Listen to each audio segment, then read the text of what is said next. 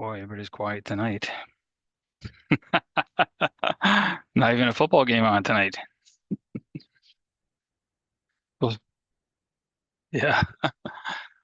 We'll start in 1 minute, folks, there. If I can get everybody to turn their cell phones off or on vibrate so we don't get any interruptions there, it'd be appreciated. Yeah. Recording in progress. Thank you very much. I'll call the meeting to order at exactly 6 p.m. Today's date is July the 15th of 2025. This is a meeting of the RM of Springfield. All of council is present, and in descending order, I'll announce Deputy Mayor Glenn Fuel. Next is Councillor Kuczynski. Next is Councillor Miller, and then Councillor Warren. We'll go to land acknowledgement there. The RM of Springfield acknowledges that we are gathered on ancestral lands, Treaty 1 territory, traditional territory of the Anishinaabe, Cree, Oji, Cree, Dakota, Dene peoples, and on the national homeland of the Red River Métis. And we'll go to approval of the agenda. If I can get a mover and a seconder for that, please.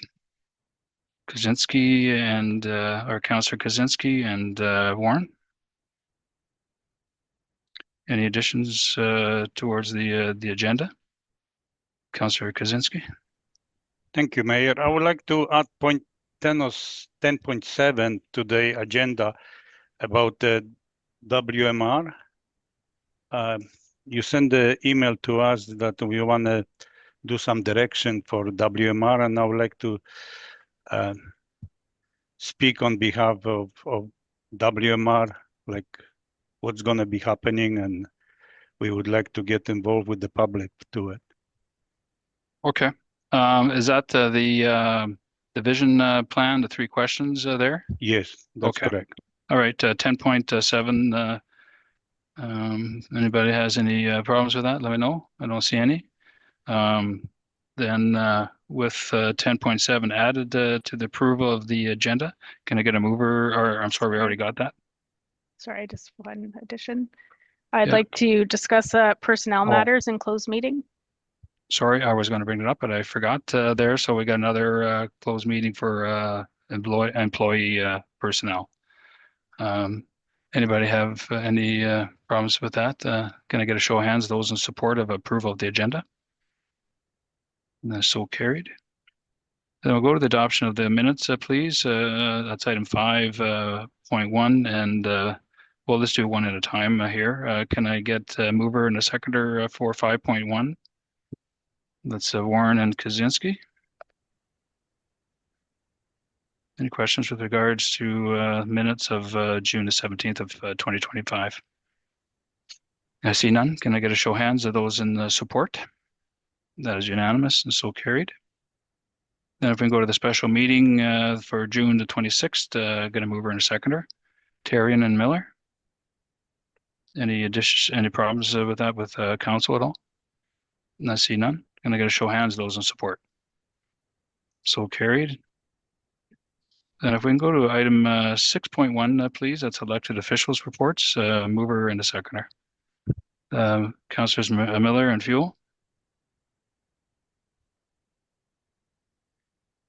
No, I got Glenn.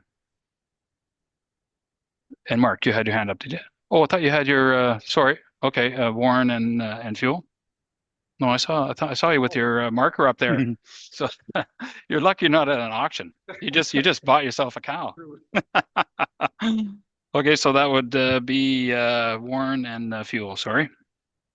Any comments from council? Now you got your hand up there. Councillor Miller. Thank you, Mayor, and members of council. I just wanted to add a few things to my report because I didn't put them in there, and I think they're important for the public. March 21st, the Winnipeg Sun. June 28th, the Press Reader. June 29th, the Epoch News. July 11th, the Clarelon. July, various social media spots and podcast talk shows. The Justice Centre for Constitutional Freedoms and the Charter Advocates of Canada is a charity and civil society organization registered with the Law Society of Ontario. Their purpose is to to promote constitutional freedoms and human rights across Canada. CAC is dedicated to defending Canada's fundamental freedoms, including freedom of expression.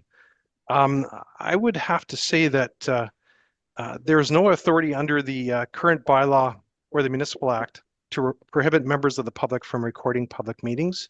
Under Section 15 of our conduct of the Procedures Bylaw 2222, it does not prohibit audio recordings by the public. Are not breaking a law. We are not breaking a law if rightly it's not defined or written. That's Canadian Constitution law. If there is not a law, it is not against the law. Is one speeding, if one is speeding, is there, when there's a posted sign for speeding, of course that's speeding, but the German Autobahn has no general speed limit on many sections, but a recommended speed of 130 is advised. Having said that, exceeding this limit is not illegal. Legal philosopher Otto Weinberger put it this way: in a closed system in which all obligations are stated explicitly, the following interference rules are valid. Everything which is not forbidden is allowed. What is the most powerful supreme law in Canada? It's the Canadian Constitution and Charter of Rights and Freedoms. Fundamental freedoms, I have to tell you, means that everyone has a number of things, including the freedom of thought, belief, opinion, expression, including the freedom of the press and or other media or communication. There's other ones as well. Under the United Nations Universal Declaration of Human Rights, Article 19, 20, and 21 speak to international freedoms, and one of them is to have a freedom of expression, the right to spread information. Everyone has the right to their own opinions and be able to express them freely. We should have the right to share ideas with who we want and in whichever way we choose. So there has been some, how can I say, challenges to these things, but they all show that in a publicly elected forum, public has the ability to to do things, to speak, to record, and all the rest of it. I just wanted that as information as we continue to grapple with this. We're receiving not only local, but national, provincial, and in some cases going to be international attention on our restriction here that we have. I would be one to absolutely ensure, as we know in other laws, if it's not written, it isn't forbidden. So I'm not sure why we would even entertain challenging the charter advocates, because it's very clear, it's very carte blanche. Any lawyer would tell you that, frankly, it's a tough, steep hill to do. And for the other purpose, why would you? Why would you want to exclude, prohibit individuals from speaking, from recording, and from audio taping any of things that we do because we're a public body? So I just want to make it very clear in my report that I'm absolutely supportive to the people to audio tape and to record at free will, except if there's, of course, issues of sensitivity and legal matters under, of course, in camera and the Municipal Act as it defines. My second item, council members and the public, is this month, myself as a private citizen, and I can say you, Andy, as a private citizen, attended a forum hosted by Sio Silica at the Canad Inns. It was a private function, but we were alerted to it, and we were actually invited by some members of the Broken Head First Nation. We were excluded and prohibited from attending the event. We could go outside the door, but they would not allow us in because they said, and that's fair to say, it was a private function.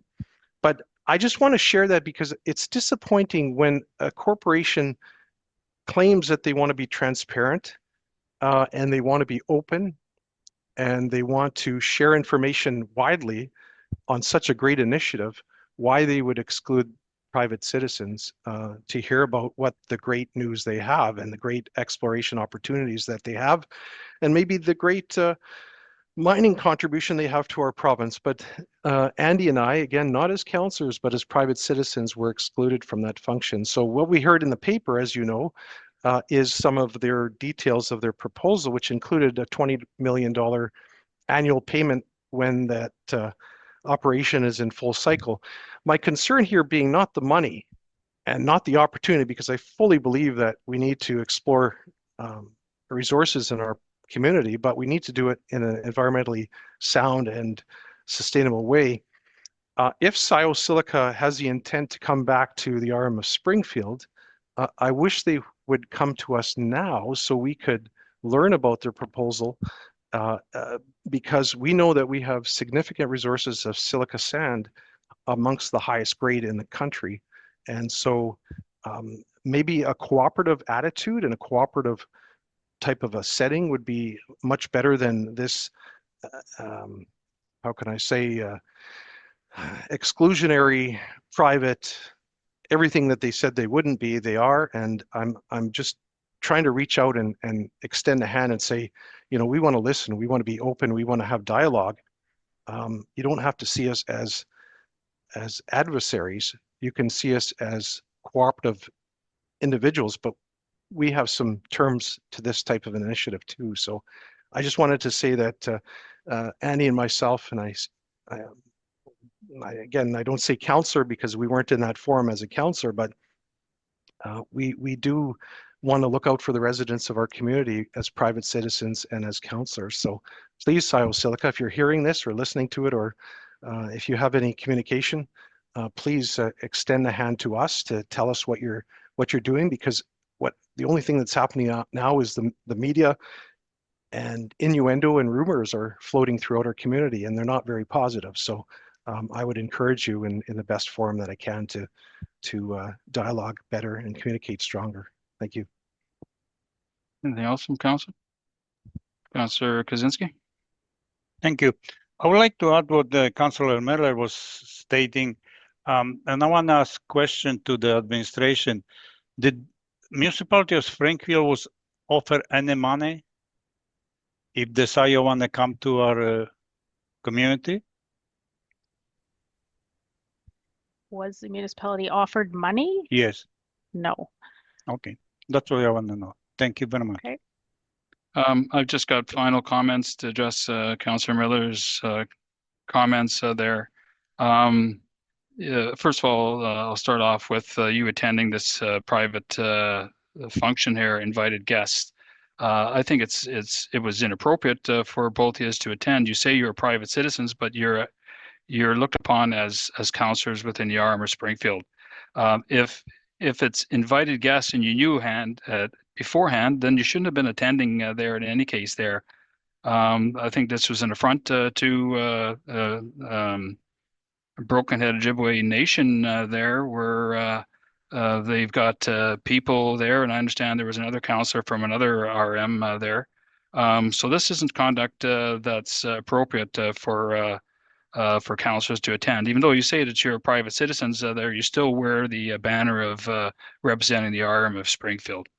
The second one there about, I don't think it's appropriate as well to be talking about a matter that's going to King's Court there. We have to be cautious about that because we have 4 individuals that are taking us to King's Court, and the comments that you state here, you're representing the RM of Springfield, yourself and your opinions. I am granted that, but we have to be cognizant that we are in initial phases of a King's Bench court proceeding there. And that's all I have. Councillor Miller? Thank you, Mayor. And you have to remember you're in a position of being chair of this body. You're coming and saying things that are, how can I say, contrary to cooperative attitude to our chamber. In other words, you're biased. You're very biased. You're saying it's inappropriate. As a private citizen, do you want me to scrutinize everything that you go to? No. So I would ask you, Mr. Mayor, to do the same for me. Have the same respect to Councillor Kuczynski and myself. We tend, because of invitation, not as councillors, we can do that, and so can you. In terms of the court, the audio ban, you know very well that this has been broadcast and continues to be broadcast throughout our community, throughout our province, and throughout our nation. And so it is so ridiculous what we have done here. That's why it's garnering this attention. It's not because it's a good, positive thing for the public or our community. It's because it's a draconian, renegade, negative position that this council took and will have consequences leading up to the next election. Thank you. Thank you, Councillor Miller. And I've got no further comment on this going forward because it's a court matter. Unless there's other questions, then we could go, or did I do the? I'll just be it resolved that council activity reports for the month of June be received as information. I get a show of hands of those in support of the council elected officials reports. That is so carried.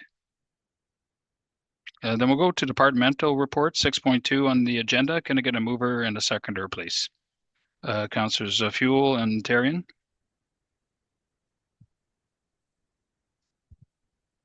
Any questions from council with regards to the departmental reports? I see none. I get a show of hands of those in support of tabling the departmental.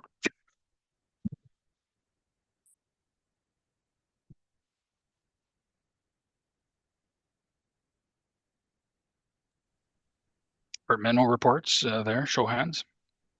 So carried.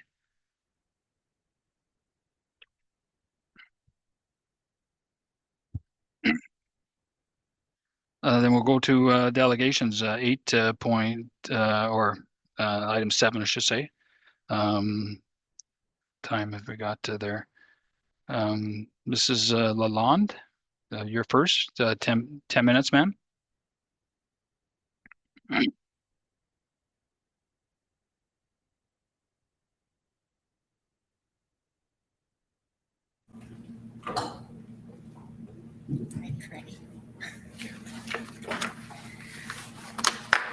My name is Karen Lalonde, and I'm from Oakbank, and thank you for the opportunity to speak on what I feel is a very important matter.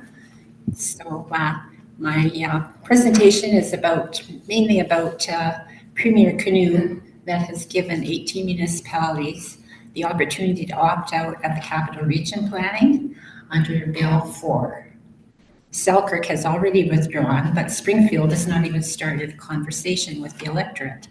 And the time is very critical, as you know. There's a small window to present it to the province for their approval.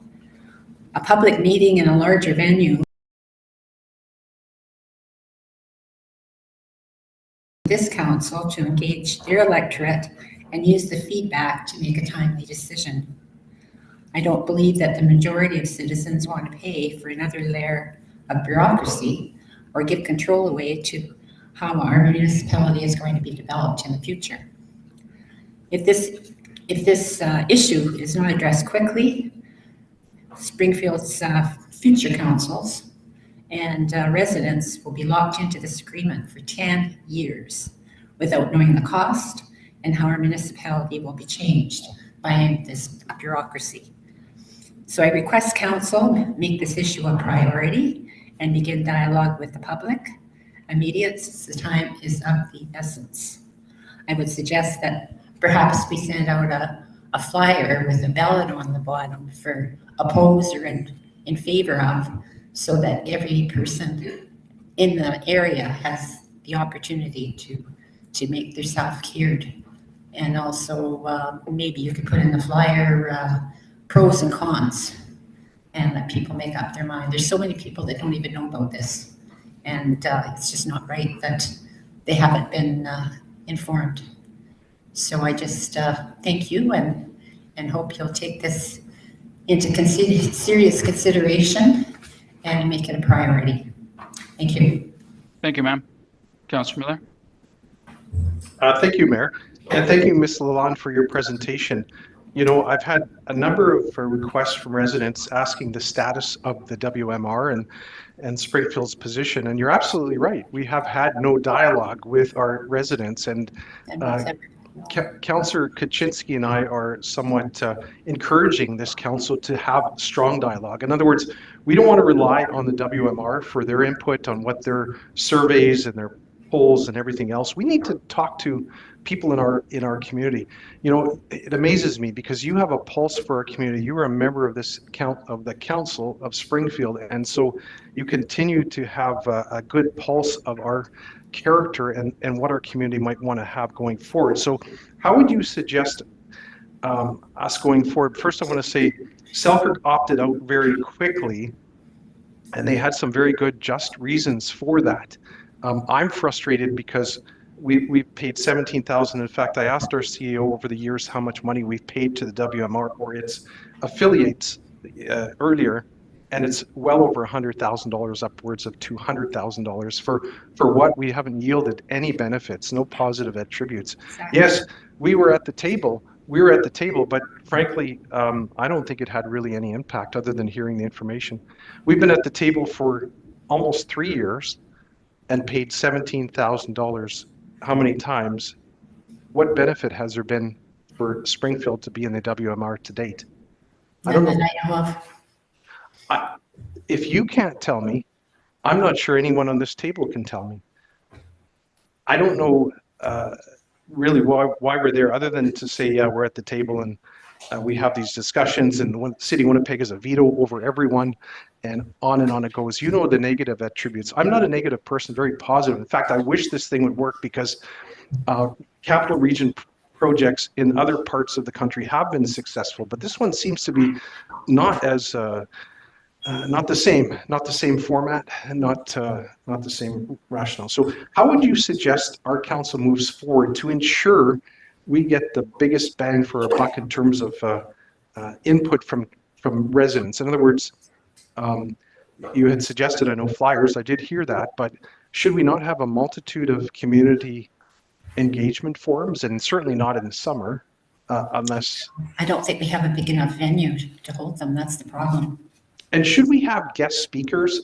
And, you know, I would want to include those specialists from the WMR as well as other organizations. So the people of Springfield need to know the pro and the con, the positive and the negative, and then they can determine what it's going to look like going forward. And we need to know, frankly, what it's going to yield. What are the positives of this? Is it just really an expansion of Winnipeg, where Winnipeg has control? That's kind of the framework that it had, didn't it? We were really a suburb of Winnipeg, and I don't think that's where people in Ward 3 or anywhere in this community want to go, unless you can tell me different.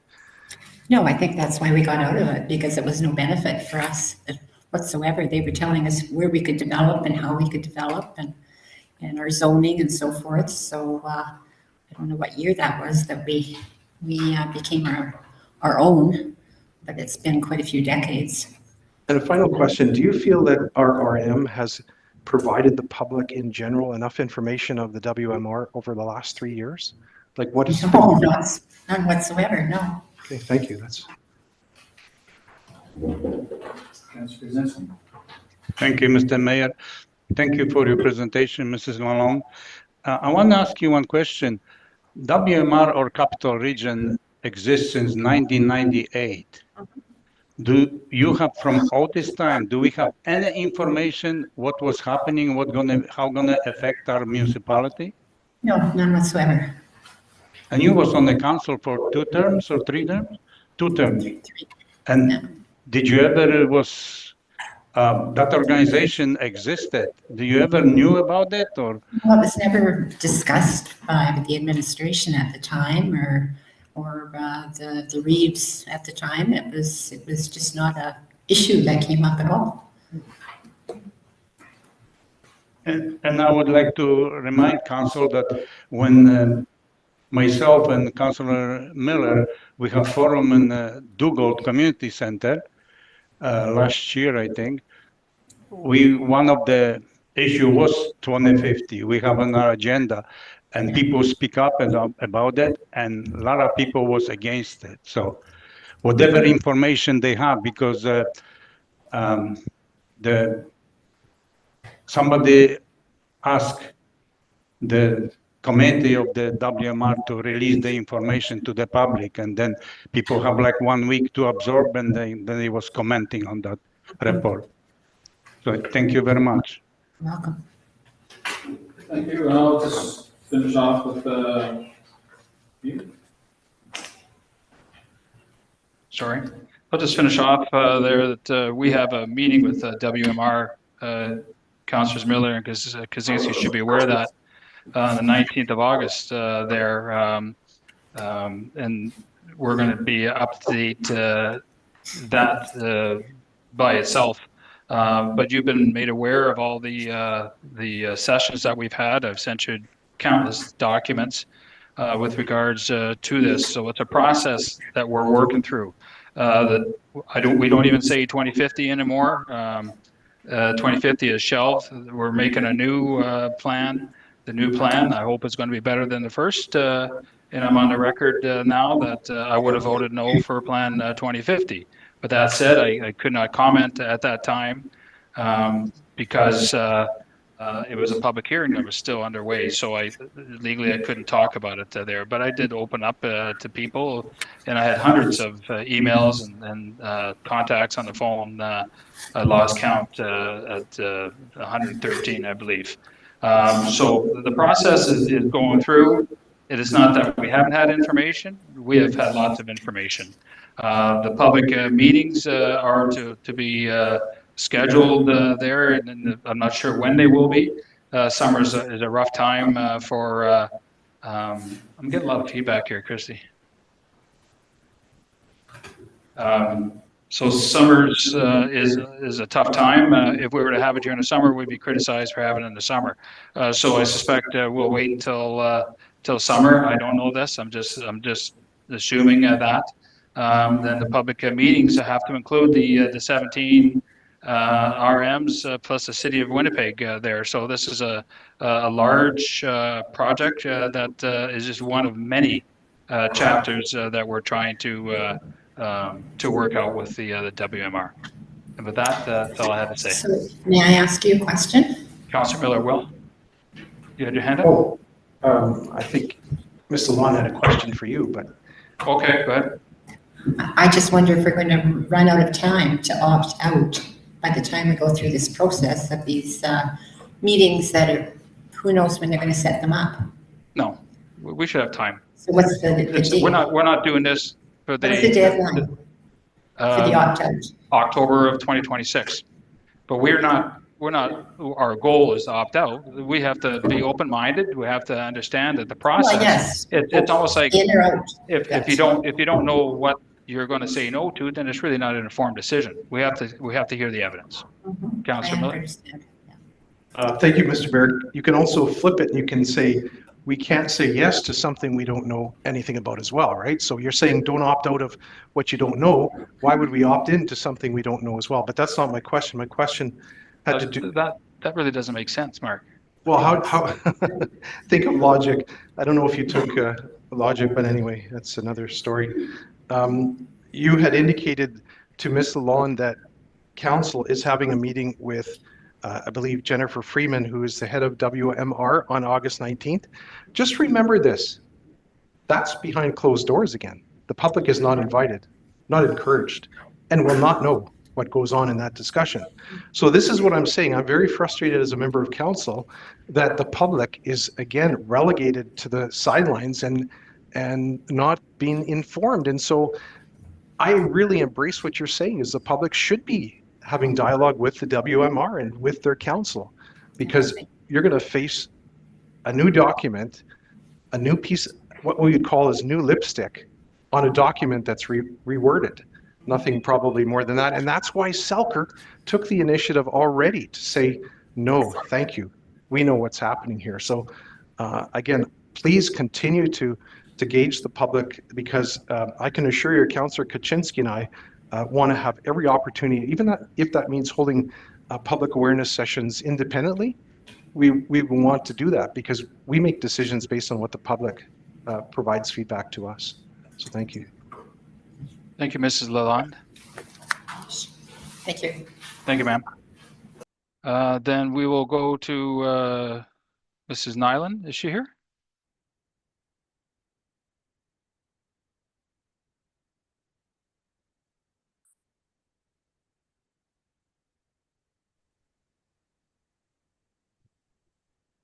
I'm here. I just saw that I was scheduled for 6:40. I don't know if that makes a problem. Oh, that's right. Really? Is council okay with going a little bit early? Are you okay, Mrs. Nylen, going a little bit early? Yes, I'm prepared. Thank you. Okay, your 10 minutes will start, ma'am, as soon as just state your name. Hello, my name is Janet Nylen. I live in Oakbank, Manitoba. I've lived here for 38 years. Yeah, that's a long time, most of my life. Thank you for allowing me to speak as a delegation about the proposed Springfield Recreation Center, or what is now referred to as the Armtech Center. First, I'd like to say that I'm not here to oppose this center or the borrowing bylaw, but to gain some clarity about the costs of this project will bear on the taxpayers.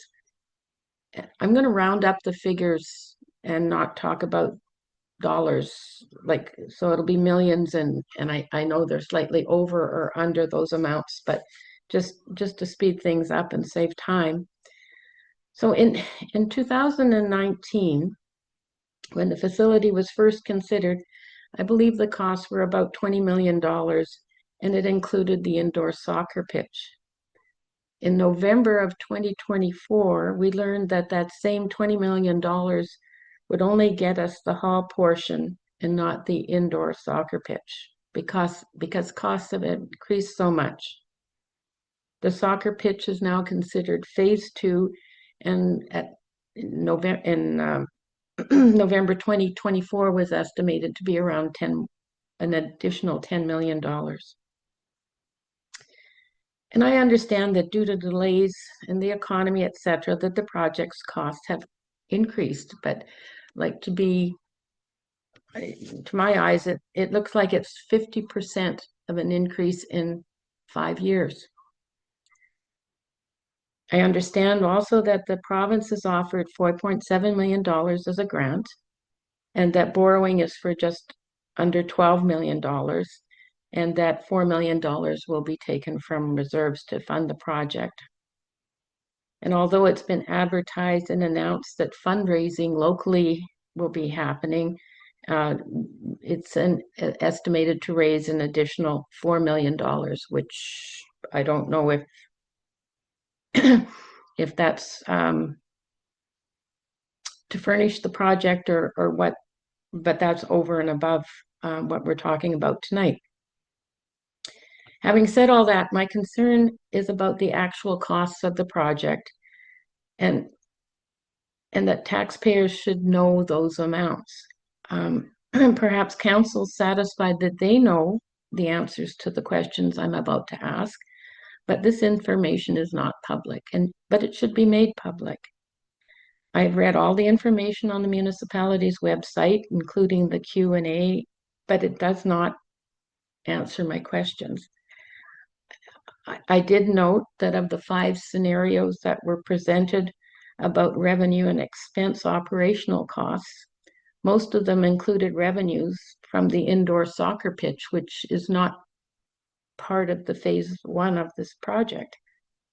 There was no scenario for a project that, a scenario for phase 1 of the project with 40% usage, which seems to me, in my mind, more practical than 70% usage. That was the other scenario provided. I found this interesting and perhaps feel it's a bit misleading in that we shouldn't expect operational costs will be totally covered by revenues generated by the facility. We should realize that it's going to cost taxpayers money to run this facility. And I don't think we have to hide it. I think we should be talking about it. My questions are as follows, and I'd like you to try and answer as many of them tonight as you can. But if not, I would ask that you don't just solely answer them to me, that you do make them public, either on your website or as an attachment to your minutes. I don't know how you want to do that. My first question is, what are the expenses to date for this project, including architectural fees, land improvements, etc.? I know for the past 5 years we've been paying architectural fees, and I don't know how they have been covered, maybe from operational costs, but are they part of this $20 million, or is that an additional cost to this project? Under accounting practices, I would suggest, I don't know what's happening. You have a question? Maybe our CEO can answer that question.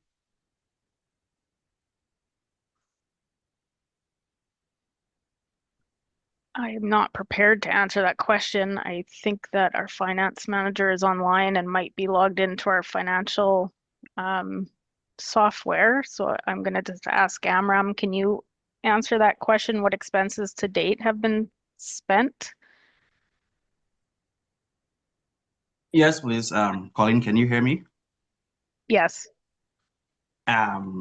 So between 2024 and well, let's say 2024 expenses that were paid to LM Architecture, we have about 131,000 that was paid. And then for previous years expenditures, going back to 2019, there have been a series of expenses that were incurred over those periods as this project was considered. It's about $750,000. Thank you, Amram. Yeah. You had another question, ma'am? Well, I would like him maybe to comment, how is that part of this $20 million we're talking about tonight, or has this already been expended and covered by taxation, I would guess? Those costs are not part of the $20 million. As I believe everyone is aware, these projects have been in consideration over decades. So costs were incurred, whether it was to do drawings or with the consultants. The cost that we've put forward, the 20.625 million, is the current estimate that we have from LM Architecture to undertake phase 1 of the project. So it doesn't include those historical costs. Okay, that was part of the question. What about how have those, I don't know, I say like almost $800,000 been paid? Like where did that money come from? That money would have come from, I don't have all that details, but when I looked at that information, some of it had come from reserves and some of it had come out of the operating fund.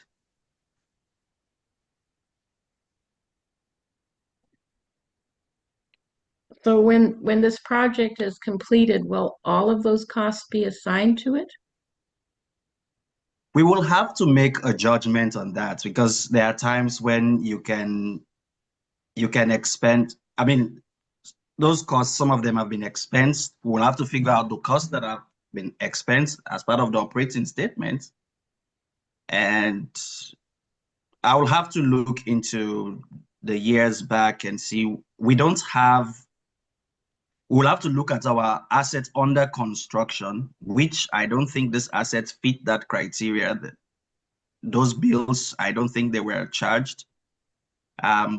So we may not necessarily capitalize them if they've already been expensed over the years. We don't have to. Okay, I guess I have to, or when we're talking about this project, it seems to me that there's a lot of other parts and moving pieces to it, so it's much bigger than $20 million. You got 1 minute, Mrs. Nylen. Okay. So, ma'am, given the current economy and the U.S. concerns about tariffs, what is council's position if the tenders come in over an estimated 25% or even 50%?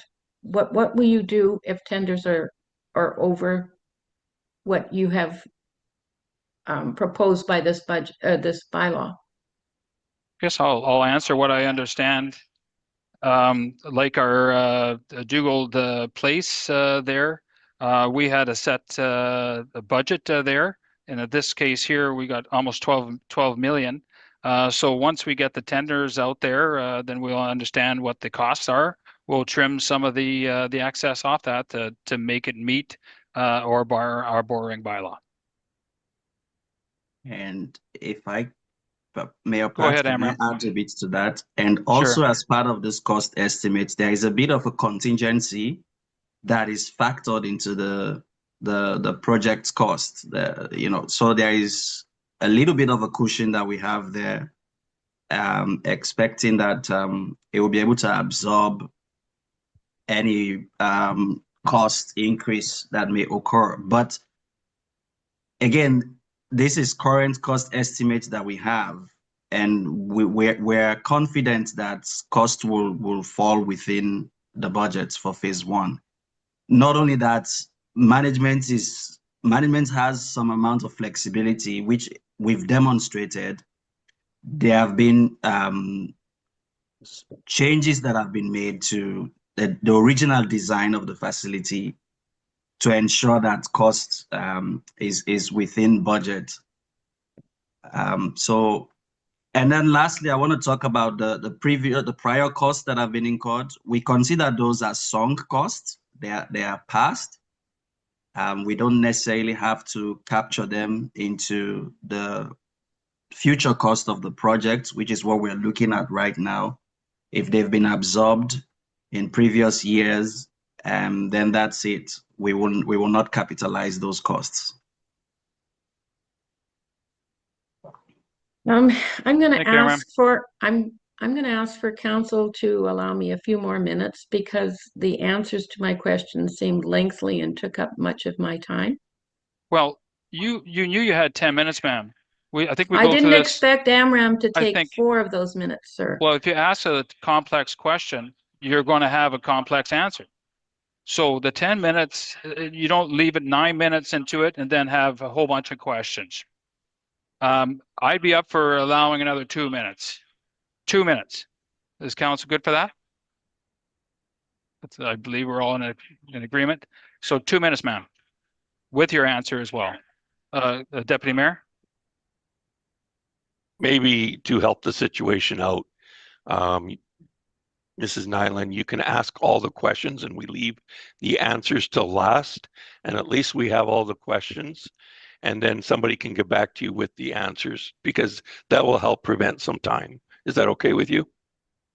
Well, And if we can answer the answers within a time frame, then you can get the answers today. But if there's some that we can't get, then at least you'll still get some answers to it. Thank you. Thank you. I pretty much asked my questions. I just had a brief summary. I won't take 2 minutes. Okay. But I do think it's important for council to recognize that if a delegation is timed their presentation so much and then somebody takes on excessive amounts of the time out of the delegation, it should be recognized. My summary then is many taxpayers are concerned that they're hearing costs for the projects piecemeal and not hearing it in total amounts. Council has a commitment to accountability, and total costs and how they will be funded should be a reasonable expectation from the taxpayers. Please be transparent and give the public all the relative financial information. In this project, there are, $800,000 has already been spent. There's not a fair scenario for operating costs. There is not information on furnishing how the facility will be furnished. there's just come forward with the total cost. Like if we're borrowing $11 million or $12 million and it doesn't cover it, make it $1 more million and cover it. But it seems to me that you're not being transparent. And lastly, if costs do significantly exceed this borrowing bylaws amount, I would suggest that council not award the tenders until they have a plan for adequate funding and put it in, come forward to the public again with your new funding proposals. Like, we don't know what's ahead of us for construction costs. It's unknown. But if it does come in at another 25% over budget, you know, I think the public should have that information, and council should come up with an alternate way of funding it. That's it. Thank you. Thank you, ma'am. Any other questions from council before we proceed on to 8.1? I see none. If we can go to 8.1 under the bylaws, that's bylaw 2503, Springfield Recreation Center Phase 1 borrowing bylaw, second reading. Can I get a mover and a seconder for that, please? The Councillors Warren and Fuel.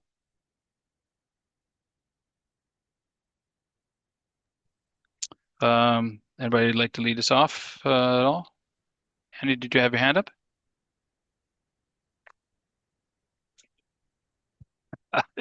You guys are like this, and I just Yes. I should be an auctioneer. Go ahead. Yeah. Seems like I always start the the fun part of the discussion.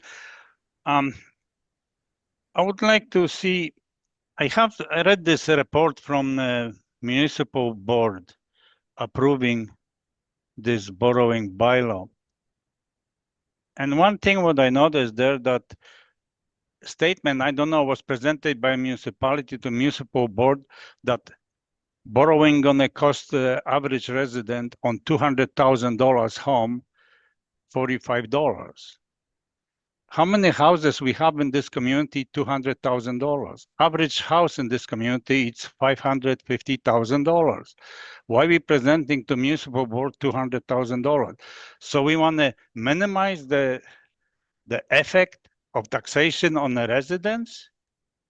Can somebody answer that question, please? Well, that's based on $200,000. That estimate per 200,000. I think if you read in there, that's what I understand. So it's $100 or $90. I understand that. That's not my question. What I ask, why we presented to municipal board $200,000, not $550,000? What its average cost of the housing in our municipality? So I'm not even sure that we provided them 200,000. All of our presentations to the public, we used 100,000, and we just said for $100,000 it was $20.43. You just times that by whatever your assessment is. So it was just a round number that we use. So municipal board picked 200,000 and calculated that on it. So I don't think it's a number we said an average house is, because we know an average house is more like $431,000 in the RM. So why we didn't question municipal board and correct that numbers?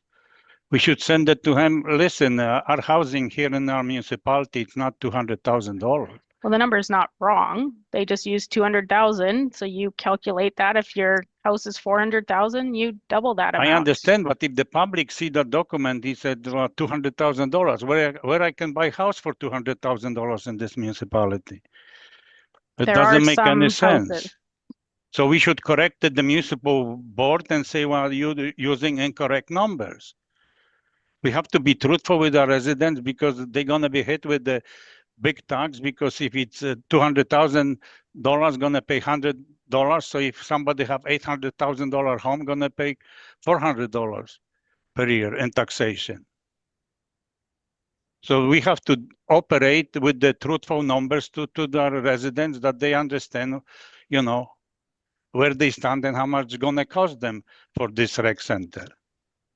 So we used 100,000 in our public hearing information, and there was no debate about that. So I don't know why we would have to correct the municipal board using 200,000. For that reason, that resident gonna understand how much it's gonna cost them. Like, why don't we put the true numbers there instead, using gimmick numbers?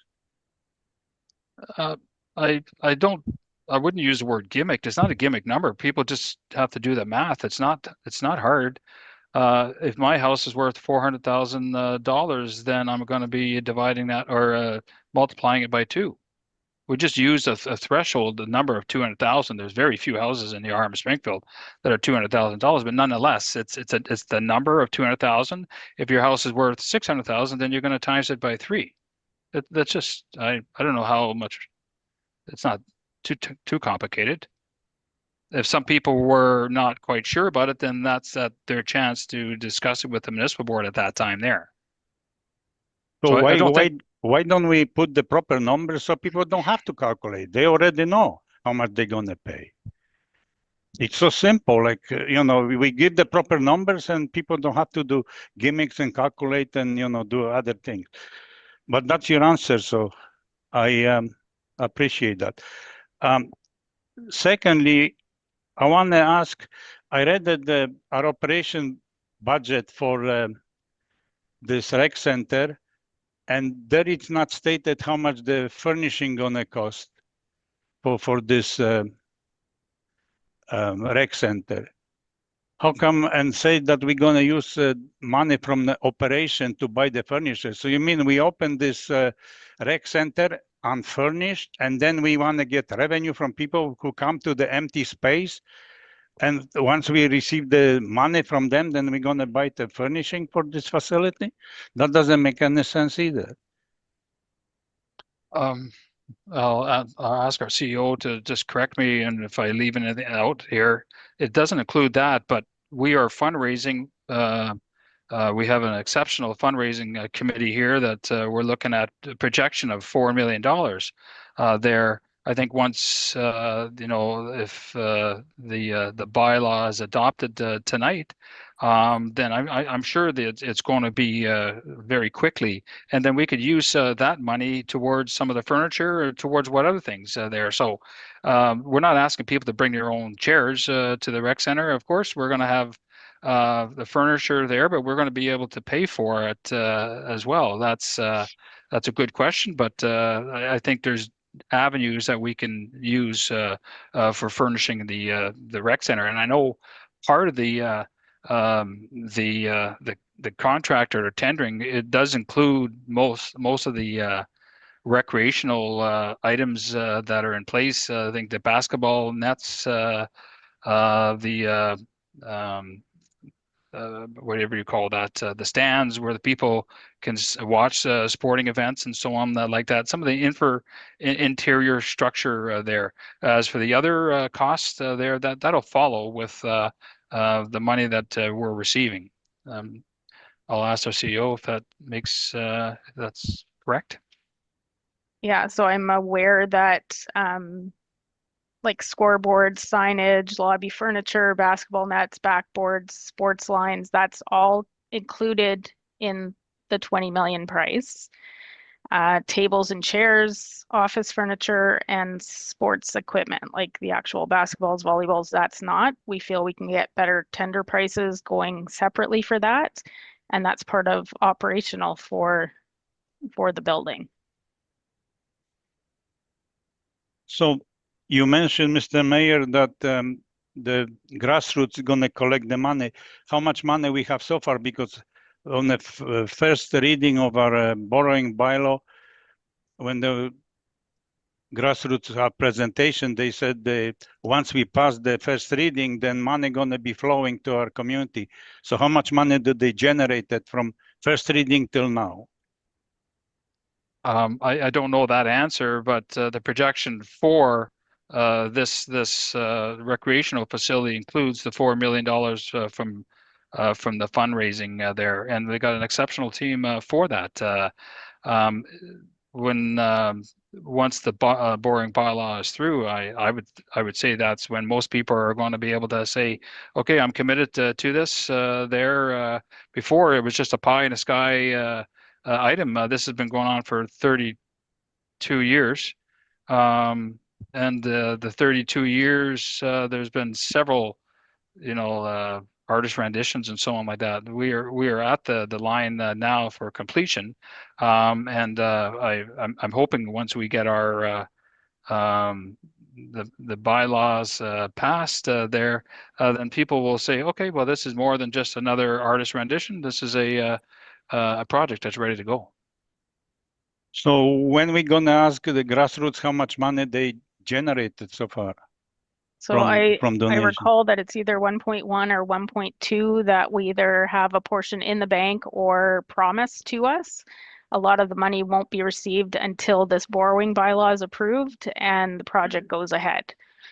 So right now I believe it's 1.1 or 1.2. Maybe Sean or Amram can confirm that number, but they have set a goal of 4 million. So there's still. So this one company promised $1.5 million. Well, that's why I'm just asking if Amram can maybe confirm that number, because I know there is promises made once the project goes ahead. So $1.5 million over a period of 10 years. So it's going to be $150,000 only a year. So the first year we're just going to receive $150,000. So that money going to be coming later as they're going to have their name on the building, on the facility. So how are we going to furnish this building when we have no money? And like the fundraising, it should be going very strong right now. And we should, as a council, we should know the numbers. Who's going to ask this group how much money they getting from first reading till now? Because we was promised that, once we're going to make first reading, then they're going to be, council leads for this rec center. Then there will be no problem. The people going to commit themselves to the donating the money. So I think if the money would be flowing like a river, then probably the numbers will be coming up to the municipality. They will be happy to present it to us, but I guess it's some difficulties there, and probably they're not coming forward. Well, to be clear, you have not asked for them to provide you that update, so they are giving that update to Sean and Amram. So Amram, I think, is unmuted. Yes, please, Colin. Yes, Mayor Pat and councillors. So yes, Councillor Kuczynski is correct. It's 1.5 million for naming rights. Again, if we could recall in some of our discussions, the life of that building is going to be more than 10 years. And I could remember Deputy Mayor Phil even had a discussion of how a single company should not have a naming right to the building for if I could use the word, for eternity. So after the first 10 years, another company could have that naming rights, and they will also provide some funds which may go towards operation or whatever that council and management may decide. But what I want to emphasize is that we're all well aware that this project is well overdue for this community, and that this project, it's not a profit venture. This is to improve the quality of life of our residents and, make it possible for people that want to raise family and have that quality of life to be part of the Springfield community. So we cannot quantify the benefits that this facility will accrue to our residents. So given that it's not a profit-making venture, we should expect that whatever cost we're incurring, it is to our taxpayers, who are the ones also that are paying taxes to the RM. So it is a win-win situation. It's going to benefit them, their family, their health-wise, and all of that. And we cannot just be looking at this in terms of money. So in terms of the operation of the facility, yes, there was estimates, and I don't have those numbers in front of me. Yes, the soccer turf based on the estimates, was going to bring in huge volume of transaction, but that is in phase 2. But we all of that is uncertainty that we're delving into. If we want to be able to determine everything that is going to happen once that facility is constructed, I believe that we know that this facility is overdue for our residents. We have to let our residents have this facility. It's not a profit-making venture. Amram, Yes, please. Can you comment on the amount of donations received to date, please? So right now, let me just open that list again here. Where did I say? Just a moment, please. I had it in front of me a moment ago. I think it's about, where is the list? It's close to $300,000 that we have. That is apart from that 1.5 million we're talking about, and some other commitments that have been made, pledges, I should say, that have been made, which will start coming in once we have shovel on the ground. I'm so sorry, I had the sheet open right in front of me a moment ago, and I have just closed it. But yes, it's close to $300,000. Where's the 2025? Okay, thank you, Amram. Yes. My next question would be, or maybe comment, how much money we have in a contingency, that cushion that Amram was talking about it? Let me try to pull that sheet also. Do I have it?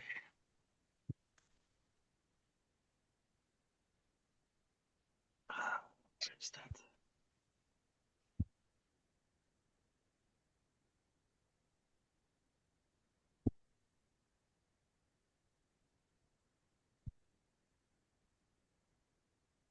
I will have to get back to you on that. Are you looking for a percentage or an amount? Number, percentage, whatever. Then I can calculate myself.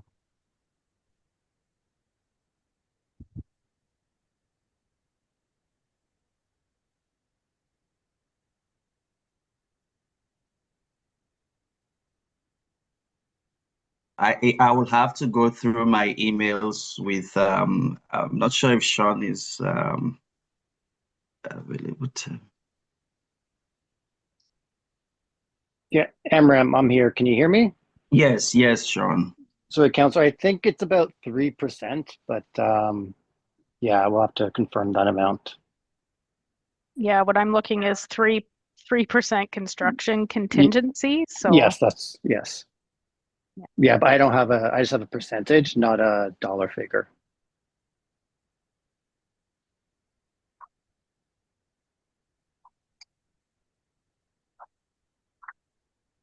Oh, yes. Okay.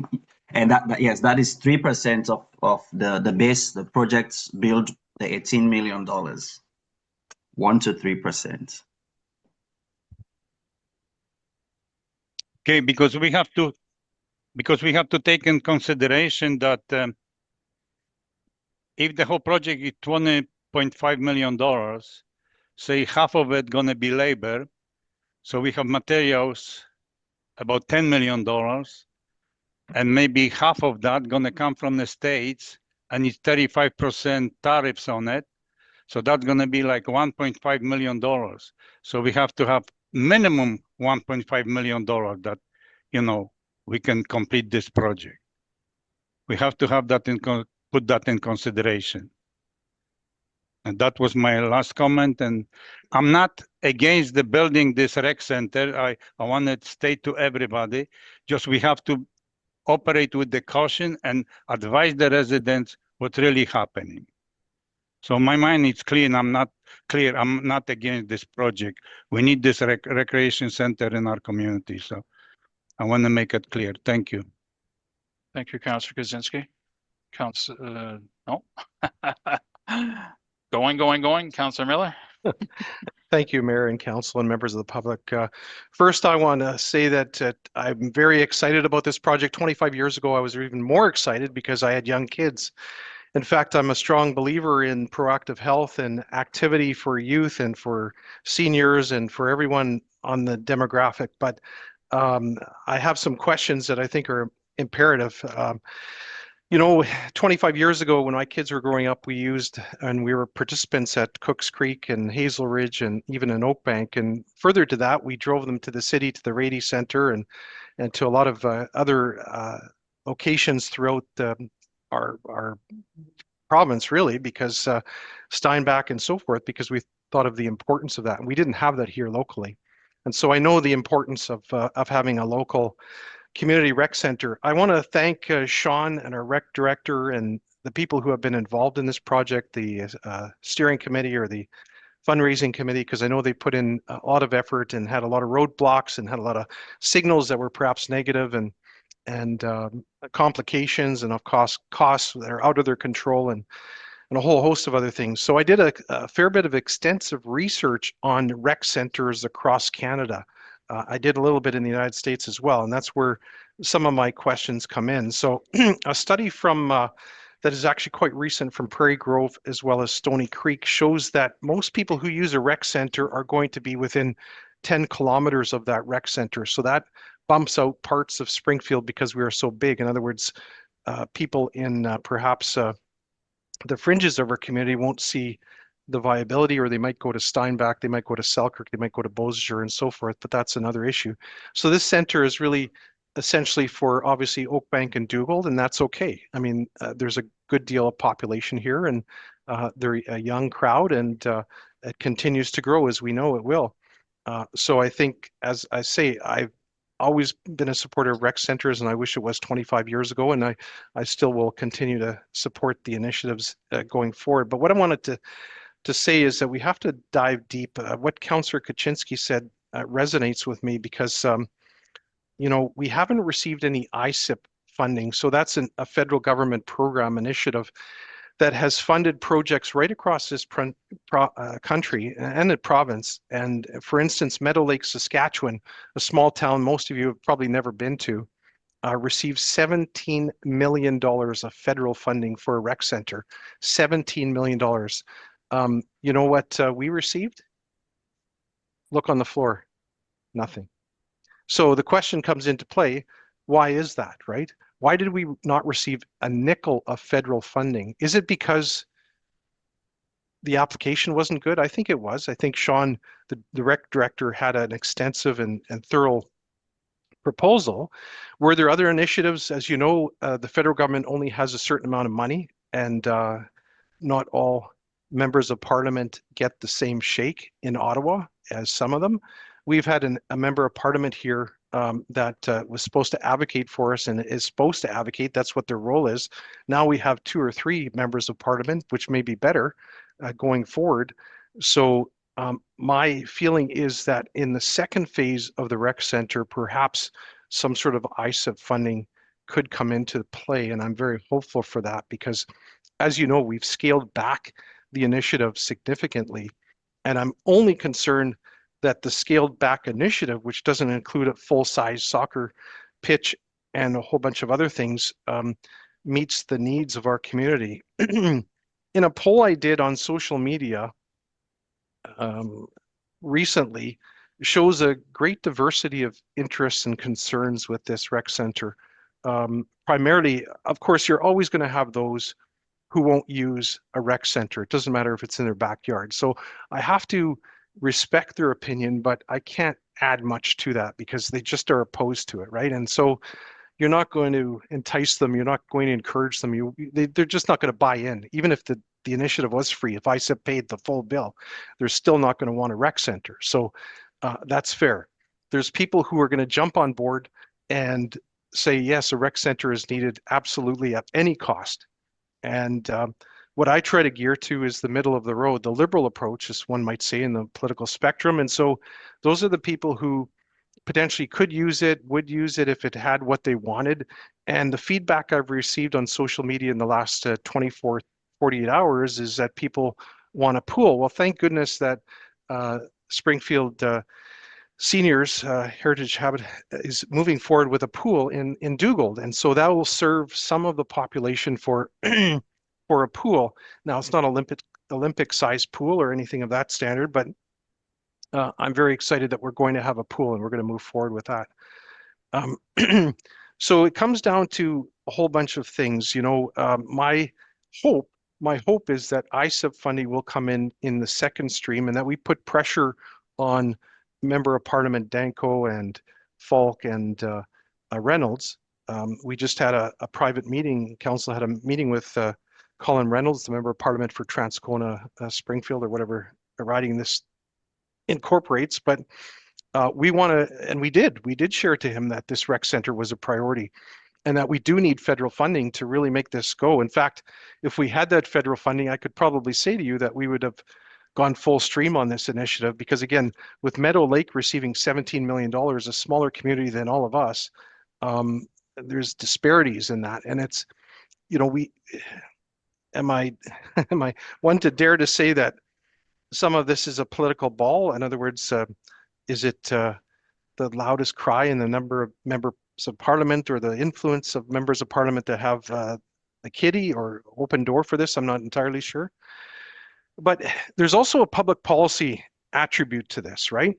So as all of us know, the CBC costs taxpayers $1 billion a year. Now, some of you watch CBC. I did last night, in fact. And is there value for money for funding the CBC for $1 billion? That goes down a different trench. Why I bring that up is because on the CBC national news yesterday, a community, I believe it was in New Brunswick, the mayor had to declare bankruptcy for that community because they were overextended in terms of their debt, and their taxpayers just couldn't handle the excessive ongoing request for additional funds. So where I'm going with all of this is people in the public don't know what this council feels. I got people who basically want to cut my throat to say, if you raise taxes again, I'm definitely not going to vote for you again. I've had it. And this is the kind of feedback we get, right? I would probably extend it to all of us. So we have to be diligent with these tax dollars. So I guess my first question is to the CAO, is the 12 million or $11.9 million borrowing, building on what Councillor Kuczynski said, if it's $20.43 per $100,000, in my ward, that's going to be $200 to $300 increase per year. We have to make it very clear, $200 to $300, maybe more, maybe a little bit less, per household per year for 20 years. So in other words, if we pass it tonight, we're committing our residents to, in my area anyway, on the average, about $2,000 to $3,000 for recreation. Is that excessive? Only every individual can judge that. In my opinion, it probably isn't, because I believe so strongly in recreation. But I know there's a number of individuals in our community, in my ward particularly, and certainly in other parts of this fantastic municipality, will say, you just took food out of my budget. I just can't get that next toy for my child. You know, we might laugh at this, and I sure hope we don't. But you know, the Enola Food Bank or the Springfield Food Bank is at near capacity. They're serving people who cannot get their next meal. So all I'm saying to everyone here is, I really would be a strong proponent of this if we had the ISIP funding, the federal government funding, because that would have really brought down the expenditure per resident. And as Councillor Kuczynski and others will probably say, his recreation is absolutely needed in our community. And I'll always be an advocate for it, but there's some unanswered questions here going forward. And again, I have to respect the opinion of people who have got back to me who say they literally just, sorry, Mark, we just can't afford it. Don't support this initiative because, not because they're the naysayers that don't want recreation, but frankly, as all of us know, everything is getting much more expensive and so forth. So I'm in a quandary because my personal belief is very strong into recreation. And at the same time, I have to respect the residents who just can't afford this going forward. I think that's all I want to share with this, but is there any anticipation through either Sean, the rec director, of when that second phase could potentially take place? So let's pretend we move forward with this, because it's the second phase that will incorporate a lot more people.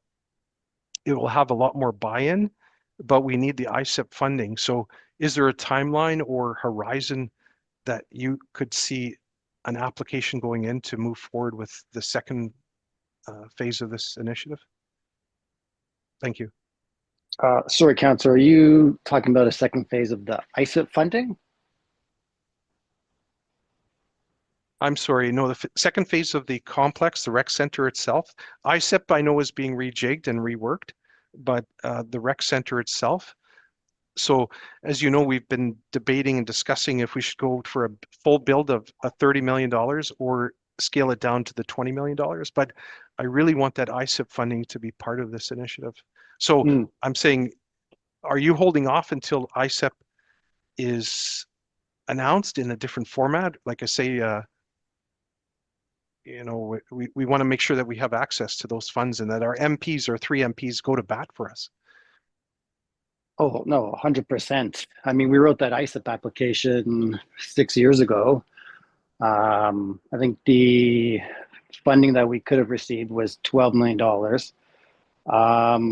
I mean, at this point, I don't anticipate us receiving the ISIP funding, but as we discussed with the MP last week, we do anticipate that there will be other programs that I'm sure this project would qualify for. And thank you for that. So the question I would have is, did you receive response from any of our members of parliament or others administration-wise from ISIP why we were not successful and did not receive that funding? Can you imagine if we received $12 million, we'd have no debt? I mean, this would be a slam dunk. I know we're all hopeful for that funding. No, unfortunately, we haven't received this response from the ISIP program itself or any of our local MPs. I don't want to put you in an awkward position because you're administration, but I do have to ask the question. So how, I got to be very cautious here how I word this, but how can we get the ISIP funding when other communities seem to be getting millions and millions of dollars for similar types of initiatives? Again, I don't want to put the onus on our members of parliament, but they really have to work hard for our community, and this would be one of the results for it if, you know, representing our community. I agree. I mean, we pushed. Yeah, we just unfortunately didn't receive a response or an answer or a reason as to why we were unsuccessful.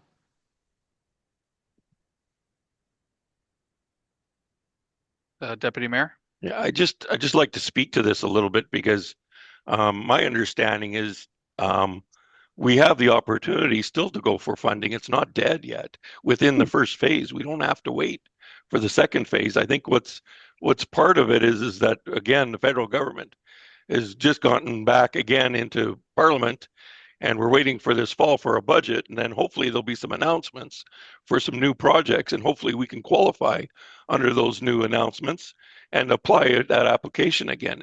Am I wrong or am I right on that, Sean? You're 100% correct. Yeah, I mean,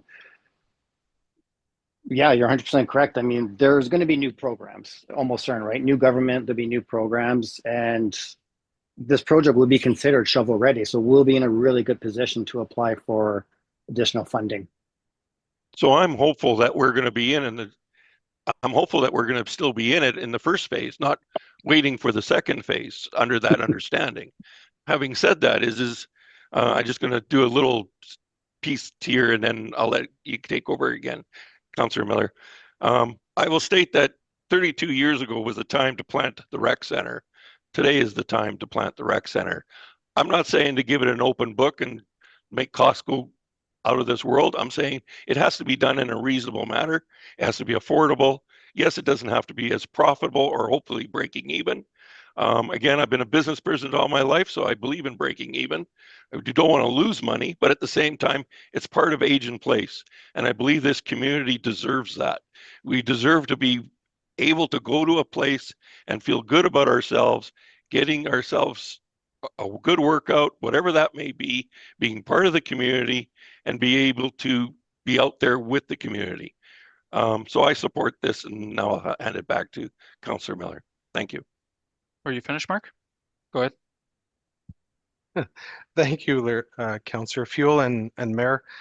And again, I want to come across, because I am an optimistic person, that if what Councillor Fuel is saying is accurate, and our rec director, you could sway my opinion on this, because often I've seen in projects, particularly environmental projects, if the projects have been initiated, they are bumped out. In other words, they don't have eligibility for funding. But if I can have your assurance, or the CAO's assurance, that ISIP funding or its next version, that we would have the ability to apply for this project. In other words, we're not ineligible for the first phase. I think that would obviously have some influence on my position. Is there, so in other words, I'm a trusting person, right? And I've been burnt before, like all of us.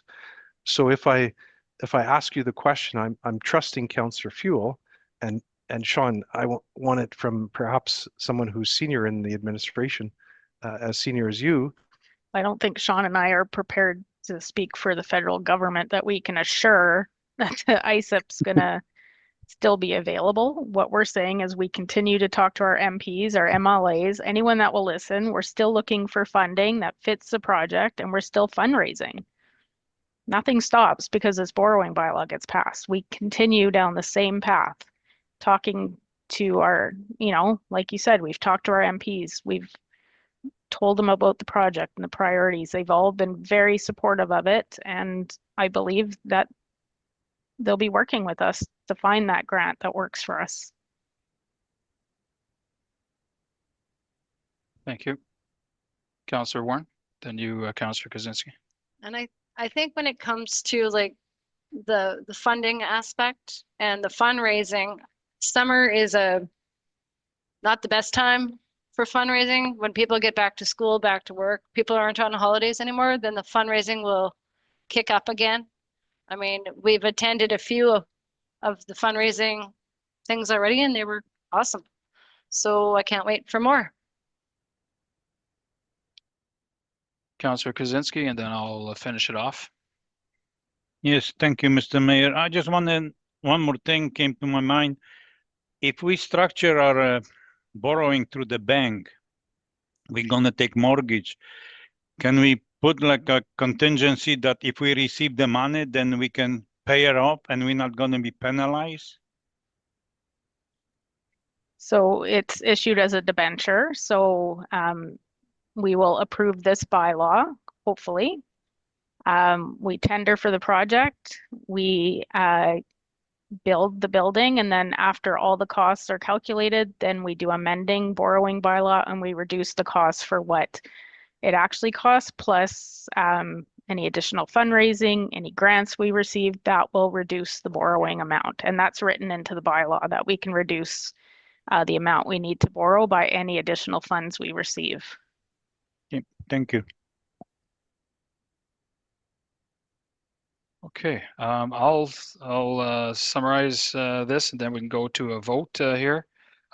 Most of what was said here is positive, good dialogue here. Councillor Fuel has basically stated much of what I was going to say, but pardon me if I duplicate things here. This is long overdue, 32 years. Mark said if his kid's around 25 years ago, then he could be using it there. But I also got grandkids there, and my grandkids can use this. And anybody in this room, their grandkids, their kids, and anybody in the RM that's listening, who said that? Who said that? Okay. So the focus here is on the aging in place for the kids there, and for the adults as well. We had a chance to trim the price there from the three strips going around the walking track. One's now a jogging track, plus 2 others there. So we are trimming where and when we can, even coming into this. So once this is adopted, if this is adopted once we get the tendering out there, then if the price is higher, then we'll trim it just like we had done for SHHI there. So this is a process there. This is just the step here that's allowing us to get these tenders in here. Again, the aging in place. We've got our community pool that's part of SHHI there, and we've got lots of great tenders from the co-op. My hats off to the co-op that came with a sizable donation there towards that initiative there. Our fundraising committee is exceptional, and they'll be able to come up. I'm sure that to meet that $4 million, people need more reassurance with regards to the scale of the project and how this is going to be implemented there. And we've got a budget, and we're going to meet that budget there. So just like our water treatment plant was 29 million, it's now down to $8.8 million, and so we're doing quite good financially that way. So this is a project for the RM of Springfield. It's not just Dougal and Oakbank. This is a very strong initiative there that I've received nothing, but I've had people that were against it based on the budgets and so on like that. And I understand it's a tough time now with tariffs and so on, but we can't be working on the assumption of a man that just changes his mind every hour, it seems. We have to go forward, but we're not doing it willy-nilly. Like, we have the boring bylaw in place to counter all these different changes. And my hopes is that it'll come back within our parameters. So with that said, if we can read the resolution with regards to 8.1, that's a bylaw 2503, Springfield Recreational Center, Phase 1 boring bylaw, second reading. Be resolved that second reading be given to bylaw number 2503, being a bylaw of the RM of Springfield, to provide for the expenditure and borrowing of funds for the construction of Phase 1 of a recreational facility within the RM of Springfield. With that being read, first of all, can I get the show of hands of those in support of bylaw 2503? That'd be Councillor Warren, Fuel, and Therrien. Those opposed? No hands up for opposed. Are those abstaining? That'd be Councillors Miller and Kuczynski. It is so passed.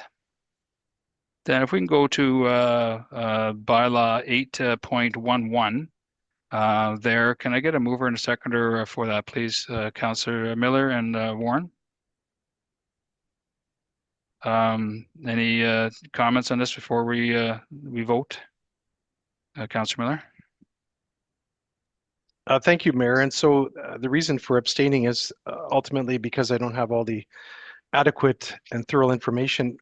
Prudent fiscal management would show that you would need that. But one of my other concerns is this, as you know, this council doesn't allow for question period. I saw one person in the chamber who at very least wanted to have some comments. And I know because of social media, I've also had many people say that they would have liked to had input on this. And we can use the rationale that we've had 32 years of dialogue, and we have, because I was one of those proponents. I was one of those supporters of this initiative, and frankly, I still am. Having said that, though, because we don't have the thorough question period, the engagement with the public, I feel that we're running over the public and not giving them the opportunity. In fact, we have instruments at the RM site to engage with surveys and things like that, but we didn't use them more recently on this kind of project. And so people need to be informed and need to have information. I don't know that I can, again, I've been burnt too many times with trust. So to say that we're going to get ISIP funding, I want to be hopeful, and I want this initiative to move forward in that way. But it just seems to me we either have a weak relationship, or we just don't have the pull federally to have this type of money provided to our community. And so that's very frustrating. And so I guess the question to the CEO is, if we do then receive ISIP funding, and I know it probably won't happen overnight, and that cost overruns do impact us significantly. All of us know government projects from the North End treatment plant to, say, the convention center to any other initiative that's publicly funded. These things tend to go over cost overruns 9 times out of 10. So in all likelihood, we won't potentially be here. It'll be the next council or the someone else who has to deal with this. And we can escape and say, oh, I'm sorry, I didn't think it would have a cost overrun, but guess what, Mr. and Mrs. Taxpayer, here's another bill. My question to you is, and I know Sean answered it to some degree, 3%, but in the worst case scenario, because in a business analyst type of framework, you have to look at the worst case scenario. If we do have $2-3 million, are we going to put that onus on? My question to the committee, to the fundraising committee, do we put the onus on the fundraising committee, or do we put it on the municipal taxpayers or ratepayers? To raise the additional funds? So let's say we are over budget by $500,000 or $5 million. Do we go back and say, look, it's the fundraising committee that has to ante up, or is it the ratepayers, or a combination of the two? Because we have to look at what scenario could happen, right? Your which? Okay. So if the project comes in 500,000 over, we have a list of contingencies that we've put numbers to that we can reduce it from the budget and make that work. So like any other project, you have a budget you have to work within, and you can make that work through, you know, changes of materials, anything like that. If it's 5 million over, we're restricted by the numbers in this borrowing bylaw. So this project cannot come over 20,625,000 without amending the bylaw and having another public hearing. Right. So that's what I'm basically want to make sure the public understands, that if it is over the 11.9 million, we would have to go back to the public for additional tax revenue.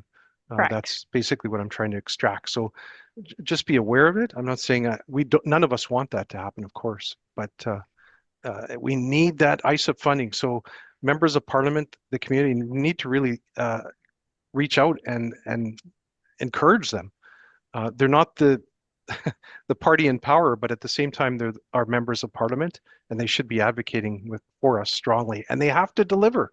That's why they get reelected or don't get reelected. If they don't deliver, they don't deserve to have that seat in the House of Commons and get, you know, upwards of $200,000 a year.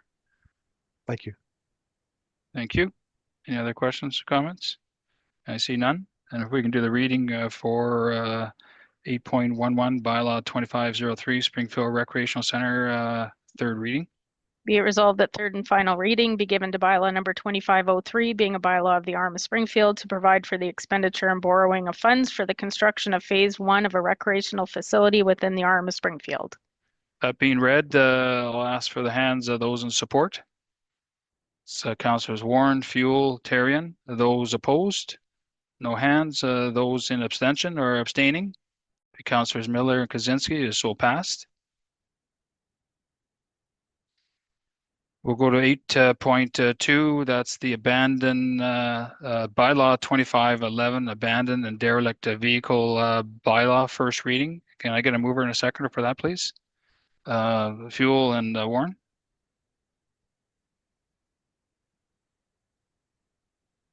Be it resolved that first reading be given to bylaw number 2511, being a bylaw of the RM of Springfield, to regulate the parking and storing of abandoned and derelict vehicles within the municipality. Questions or comments from council, tabling of the first reading? I see none. If I can get a show of hands, those in support. That is unanimous and so carried. Then if we can go to 8.3, that's 25 bylaw 2512 unsightly bylaw, first reading. Mover and a seconder, please. Miller and Therrien. Be it resolved that first reading be given to bylaw number 2512, being a bylaw of the RM of Springfield, to maintain property and to regulate unsightly property within the municipality. With that being read, can I get a show of hands of those in support of 2512 unsightly bylaw, first reading? That is so carried. Then we'll go to the consent agenda. Can I get a mover and a seconder? I'd like to put all items on there, 10.1, 2, 2.1, 3, 4, 5, and 6. Everybody agrees to that. Can I get a mover and a seconder? That's Councillors Warren and Fuel.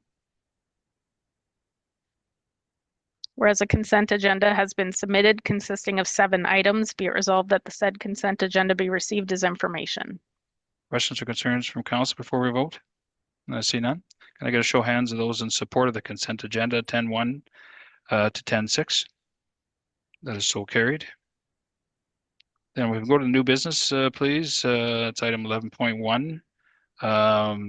Mover and a seconder for drainage policy 25. Have any councillors Warren and Fuel? Be it resolved that council. Oh, Councillor Miller. Thank you, Mayor and Council. Mr. Giesbrecht has submitted comments. I'm not sure if they're publicly available because, of course, the agenda we see is not the same necessarily as the public sees. So he had some explicit concerns that his drainage, well, on his property, to be frank, between him and his neighbor, has not been dealt with appropriately. So I just want to make sure that those comments that Mr. Giesbrecht provided are obviously not only available to the public, but available to each member of council, and that they understand his comments. Again, we don't have question period, so it's impossible for him to speak to it, and it's very awkward. But he did reach out to me to make sure that those comments are thoroughly understood. Yeah, council was provided with a copy of his comments. So not the public, right? Not public, no.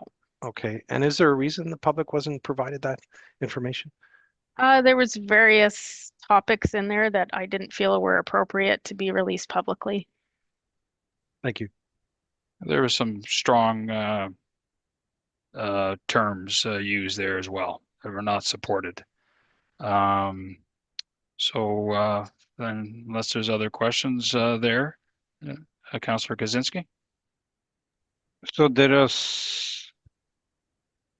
he used different words. So just because his opinion really doesn't count, it's administration count. Like, why the resident being rejected like that? Well, That have to be explanation to the council and to the public. Why resident cannot say, because he's questioning municipality that was something was done incorrectly to his household, and that's why he disagree, and he not getting any answer from the administration and other level of government. So what his avenue is to pursue this, so he not flooding anymore. So this is not a public hearing, so the comments were provided to council for you to review and consider as part of your decision. This avenue does not allow the public to disrespect staff, and it was a disrespectful letter that involves some personnel matters that shouldn't be released to the public.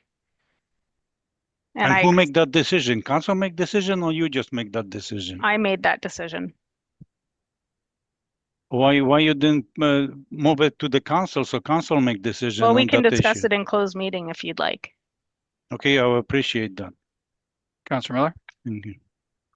I'm just curious, and I'm not advising Mr. Giesbrecht to do anything, but in a scenario like this, Mr. Giesbrecht, I guess, could provide his comments on social media, and or a FIPA request would also have the public access that type of information. So I'm not sure what benefit there is to suppress the public, but again, I'm not going to go into a lot of debate. I think there's avenues for Mr. Giesbrecht to make this known if he so chooses. But Thank you. Any other questions or comments? I see none. Is there a resolution or something for that? Yeah. Oh. Yeah, I think we forgot yours, Andy, there. Well, I assume you meant 11.6. Would it not be added to new business? Not Okay. consent agenda? Sure. Then we'll just change it to 11.6. Is council good with that? Okay. So the new business for drainage policy there that we just discussed there, if we can read the resolution, we can vote. Be it resolved that Council of the RM of Springfield approve the drainage policy as presented. I show of hands of those in support of drainage policy under 11.1 of the agenda. That's Councillors Warren, Fuel, and Therrien. Those opposed? Councillors Miller and Kuczynski, so passed. Then if we can go to ward appropriations 11.2, can I get a mover and a seconder for that too, please? Councillors Miller and Warren.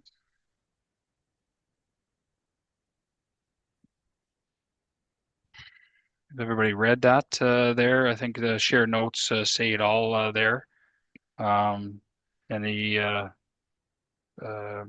discussion with regards to, let's start with the Canadian Fallen Heroes from council. And then we'll look at the Enola District Museum, the 1934 Ford fire truck repairs. Any discussions on that?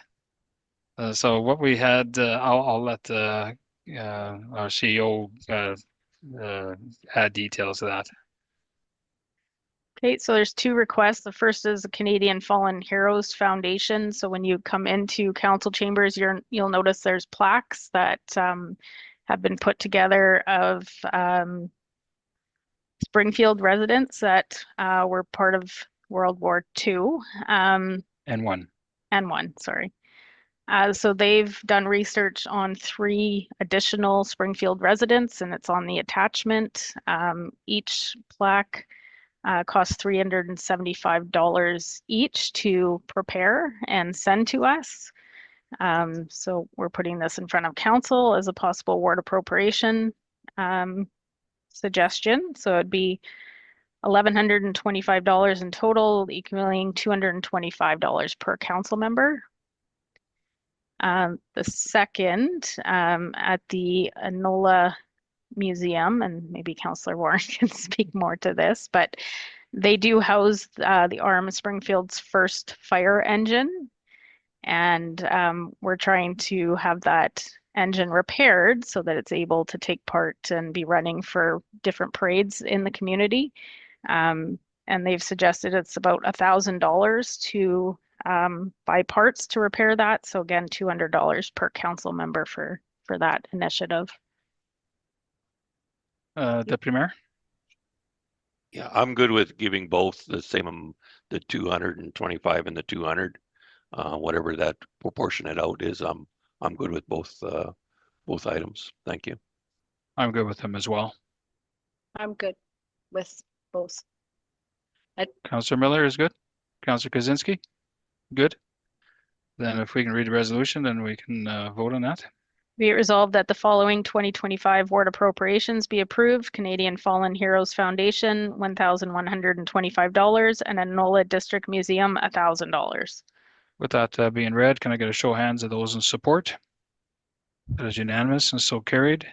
We can go 11.3, Citizens on Patrol program. A mover and a seconder, please. Councillors Warren and Kuczynski.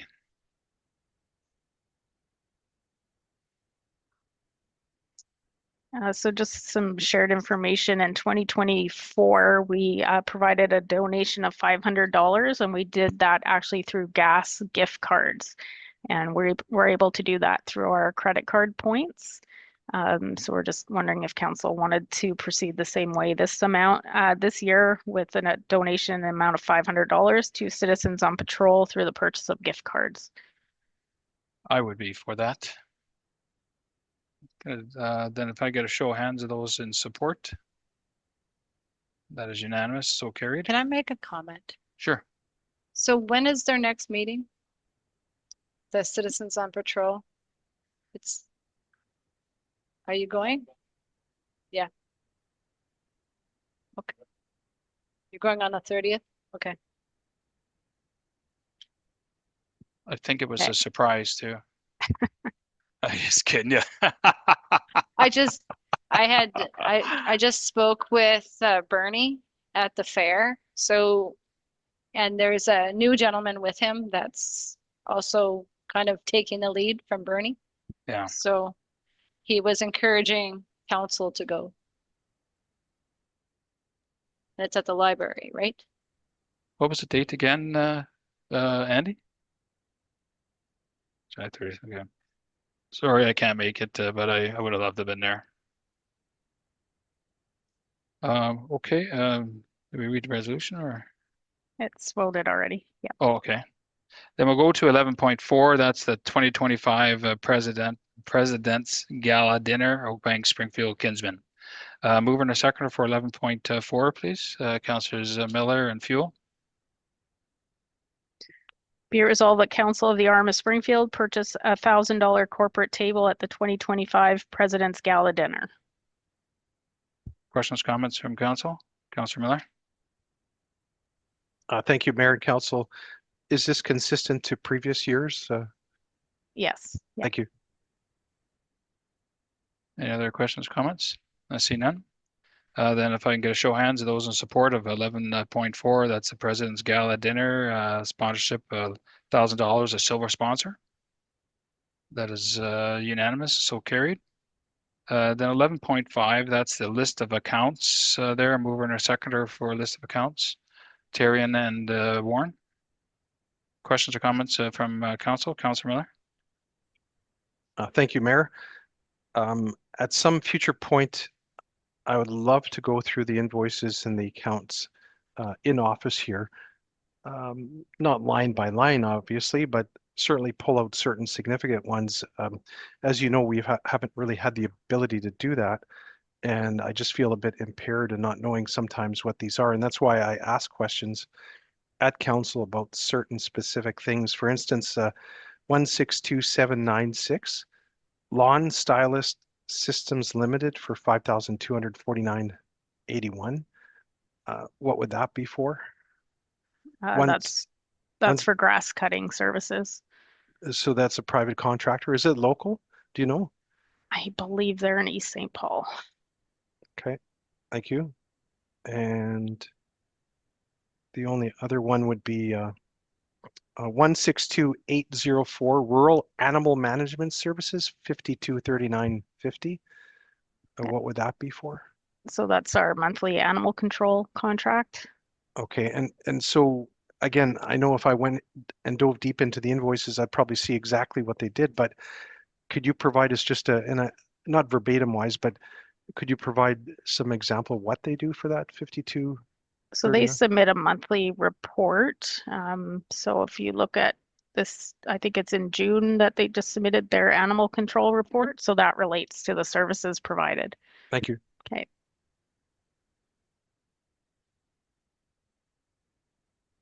Anything more, Mark? Councillor Kuczynski. Thank you, Mayor. Check 162767, Build Design, Build Construction Incorporated for SHHI. Yep. So this company, this SHHI, did they get their mortgage already? They have a line of credit right now. So these are progress payments that are coming out of that amount. And we holding those money in our account? So all the bills are paid through us and then we collect from SHHI. And then when you reflect, okay, we paying to them, where this money coming back? How we know that money coming back to us? As a council, do we know when this money coming back to us? What do you mean coming back to us? Well, going through us, and then you said they're gonna pay to us money back. Yeah, so we remove from their line of credit, we pay Bird, and then it's replaced by SHHI. So it's all tracked by our finance department. Okay. So all the transactions gonna be done that way to the completion of that project? Yep, so everything is done through the municipality. Okay, thank you. Check 162781, Daryl Ends for $18,000. Yeah, so he's a contractor that does various work for us. What type of a contract? Well, it could be roadworks, hauling gravel. He's a contractor. Okay. Now 162818 and 162843, we have dust control One is for $70,000 almost, another one $153,000. Now, that's the money that we spend on dust abatement. How much we recoup money from that? Do the resident contributing some of this money to this expense? Well, through the dust control program, it's a 50% cost share to the residents. So we collect 50% and we budget for the other remaining costs. Okay, thank you. Okay, that's all what I have. Thank you. Any other questions for council? If we can just, we read the resolution? Oh. Whereas disbursements have been reviewed for the period of June 13th to July 3rd, be it resolved that all accounts listed on the attached printout from check 162760 to 162863, totaling $2,112,130.51, and EFTs 91 to 136, totaling $378,276.31 be approved for payment, as well as the following withdrawals. Western Financial, $14,909.54. Red River Co-op, $32,631.08. Amelia, $323.15. Petro Pass, $367.48. John Deere, $8,448.91. John Deere, $6,576.83 twice. John Deere, $4,544.29. RBC Visa, $37,382.91. Manitoba Hydro, $30,293.52, Volvo, $8,831.84, Volvo, $12,067.14, and Red River Co-op, $34,137.44. And be it further resolved that June payroll in the amount of $348,324.22 be approved. Thank you. With that being read, can I get a show of hands first in support? That is unanimous and will passed. Then item 12, that's a closed meeting. Can I get a mover? Oh, we just have the one addition. Oh, okay, 10.7, 10.6, 11.6. Councillor Kuczynski? Thank you, Mr. Mayor. So we received the email from you that we're supposed to get some information to you about WMR to I guess, director of WMR, Jennifer Freeman. Now, I looked at that information when you presented to us, and I questioned myself how we can do it when we didn't have any meetings with our residents. So we're not gonna even know what our residents want to do with our community. This is looking for the vision there. Councillors Miller and myself have finished ours. We're still waiting for the other councillors there. You're just answering the 3 questions as a council, what you want to see for your community as a vision statement there. So they're going to put it together, and they're going to be all the RMs put together. Then they'll try to, it's almost like an algorithm, but not a big algorithm guy there, but they'll look at all this, and then they'll have a synopsis of what is the vision that the RMs together want to see. But we have meeting with the Minister Simard, and we presented to him already that information. Why are we doing again to WMR? He presented the information that they got it from all the municipality and presented to WMR. Why are we repeating same process again? So this is the vision statement, what we did with the minister there. He'll be putting all that together as well, and I guess that was vision statement too to minister. Well, no, it's I guess it wasn't titled as a vision statement. It's what we had some difficulties with. There's a consensus there going in there. What was the consensus? Councillor Miller and Warren and myself, we had different views on that, or I think very close views, and then he's going to put it together with his team, as well as all the other RMs together. And I don't want to exclude yourself and Councillor Fuel. Yeah, because you send us this regional planning premier. I don't know. Yeah. What did that mean? And I have some question to ask. So this coming from WMR, and association and advocacy groups, academia, NGO. Why are we meeting with the non-government organization? Like, which ones? I don't know which ones, but we're reading with all the different partners there that Who could are the have. partners? The municipality, 18 municipalities. What other partners do we have to deal with? Well, like other pardon me. Yeah, other stakeholders, I guess you may have said that, and partners there. Who they are, the NGOs, I don't know. That's a good question that we could ask Mrs. Freeman.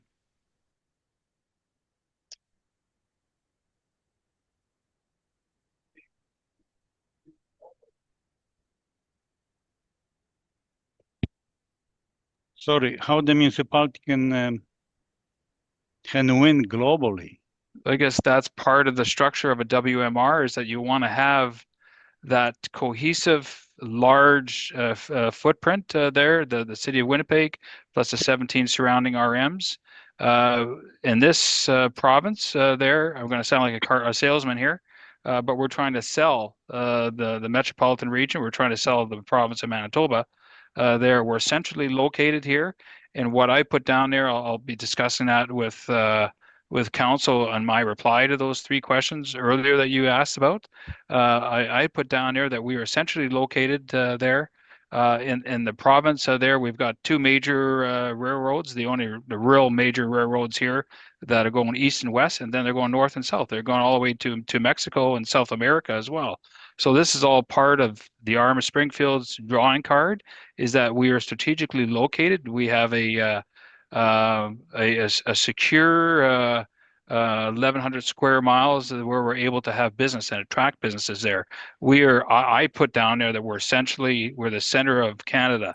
I think the Mayor Reeve Poirier there might argue with me about that. I'm sure he will.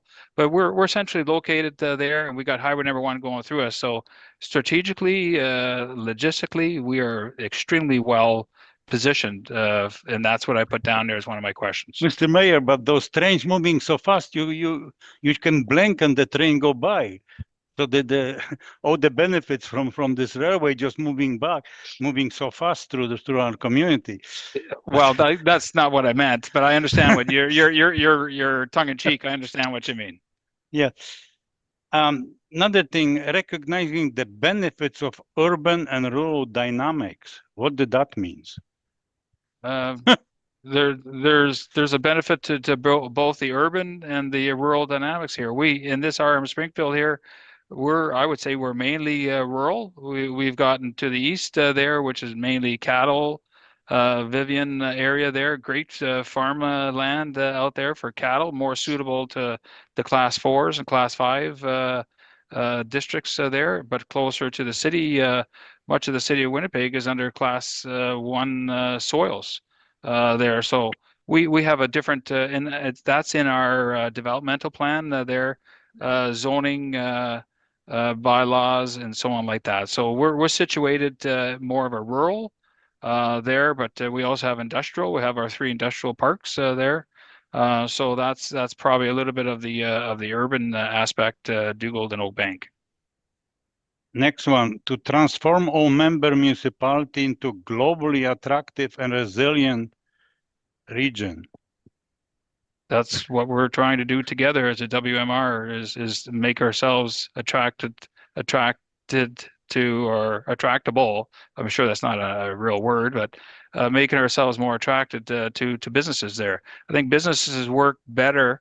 And you guys, everybody here is a business person except for myself, but you want to throw your name out there, the RM of Springfield. We're the oldest RM, 152 years old. We're firmly established. I'll go back to all the logistics there that make us very appealable there. So having an area there that's working together will make us globally appealable. But we even don't have we have restriction on the interprovincial trade.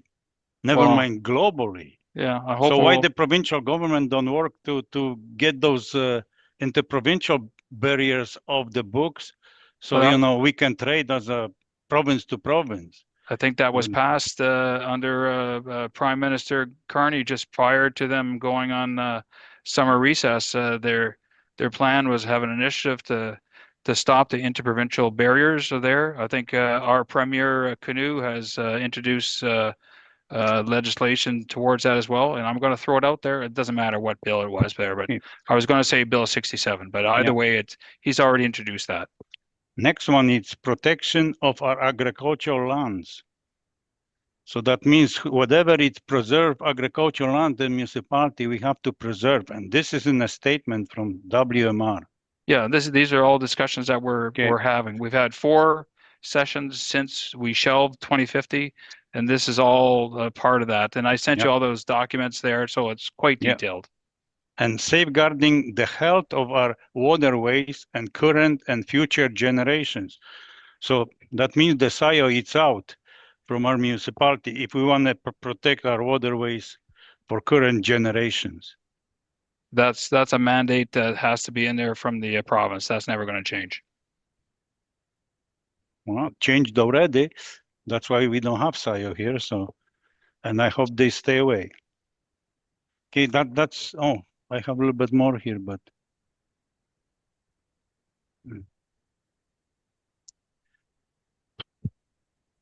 okay, we will foster relationship with the province member councils and the public. Well, we never have any meeting with the WMR.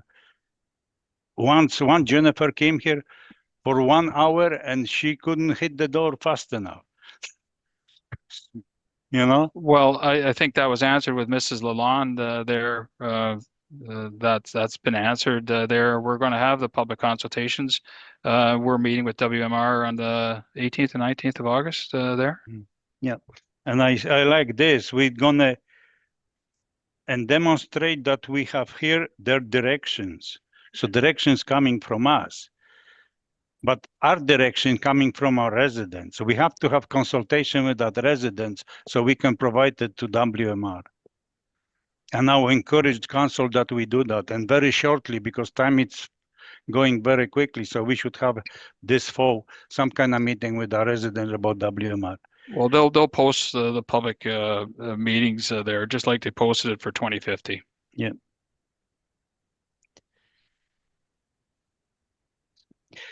Directors would like to have additional conversation with the province to gain a detailed understanding of what the province priorities are for regional planning and regional economic development.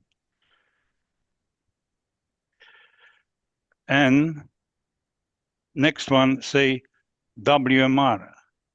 Why we still using Winnipeg Metropolitan Region, not Capital Region? Because if we use Winnipeg, they have more powers over municipality. We should be all equal. They have more population, but we should equal as we talking with them. Yeah, I think we're under title as the pardon me, I got a brain fart here. CPR is the Central Capital Planning Region hyphen Winnipeg Metropolitan Region, but it's commonly known under Winnipeg MR. Okay, that's all I have. Thank you, Councillor Kuczynski. Councillor Miller. Thank you, Mayor and Council. Just a bit of follow-up from Councillor Kuczynski. NGOs are, as you said, non-government organizations, but they're under an umbrella of more lobbyists. So you can have the home builders, you can have the developers, you can have special interest groups and things like that. So that's basically what they are. They're hidden. The term is nice as a non-government organization, but they're basically lobbyists. That's why I was so strongly supportive to a lobbyist registry with our municipality. And at some point in the future, I'll bring that back to the table. The mayor indicated that that the WMR will post meeting information, when they're set, and that's good and that's useful. But as Ms. Lalonde and others in our community are saying, we need to dialogue with our membership. So in other words, if the WMR controls the format and the forum, of course, they're going to yield results and answers that they want, right? That's just how these consultations tend to go. You can get the answers out the way that you frame the meeting, but I think ideally, and I'm very encouraged what Councillor Kuczynski said is and Ms. Lalonde, that we need to have dialogue with our local residents to either support going forward towards 2026 in October, or we need to ask some tough questions before we make a decision. And Mr. Mayor, I would echo what you say is we need to know before perhaps a no or a yes, we need to know what's in some sort of a framework of a document, what benefits are in participation of the capital region going forward, again, because it's costing us a lot of money, it's costing us a lot of time, and it's costing us a lot of frustration with the public not knowing what is really going on. You say you share the information with us, but we need to share that information with the public. And that's if we can enhance that and also have dialogue and have questions from the public, that's really where we need to get to. Thank you. Thank you, Councillor Miller. Councillor Warren. Thank you, Mayor. I just wanted to bring it to council's attention that we could bring it up to the public after we meet with Jennifer Freeman, but also in September, we do have another community open house.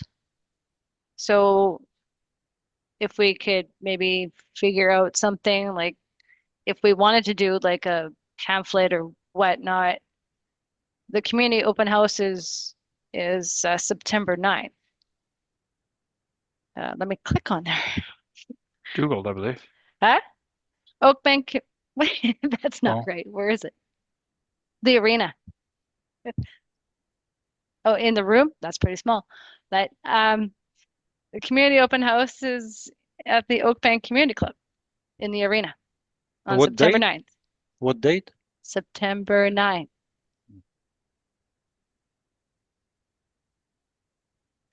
Well, you know what? It opens the door for public to even if you did it like on the website, put the questions on the website, like what do you see for Springfield, right?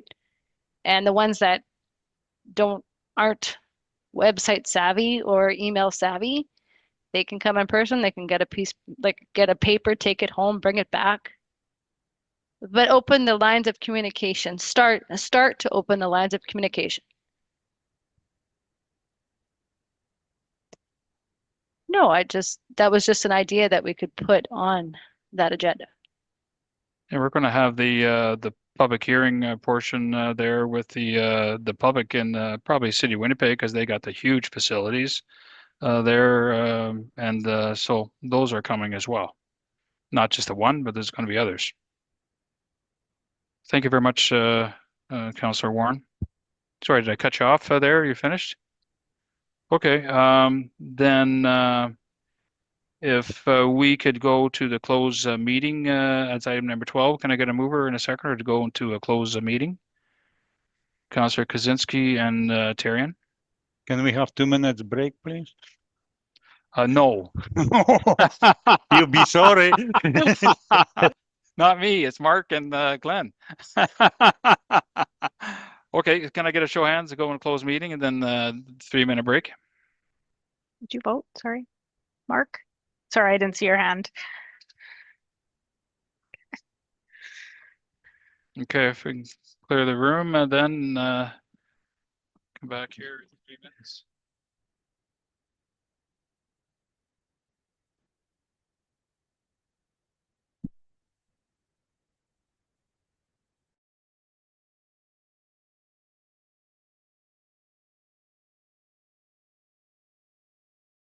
Okay, thank you.